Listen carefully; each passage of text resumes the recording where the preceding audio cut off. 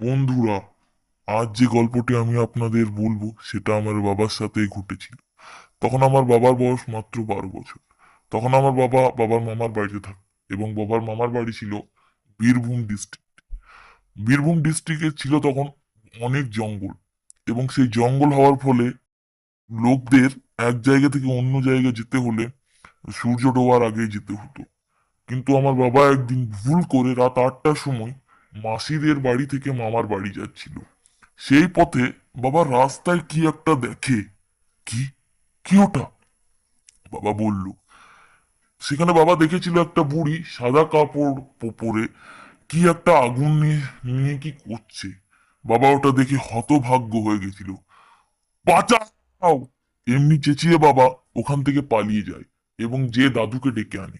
এবং দাদুকে ডেকে আনার পর দাদু ওখানে যখন পৌঁছয় তখন দেখে যে ওখানে আর কিছুই নেই।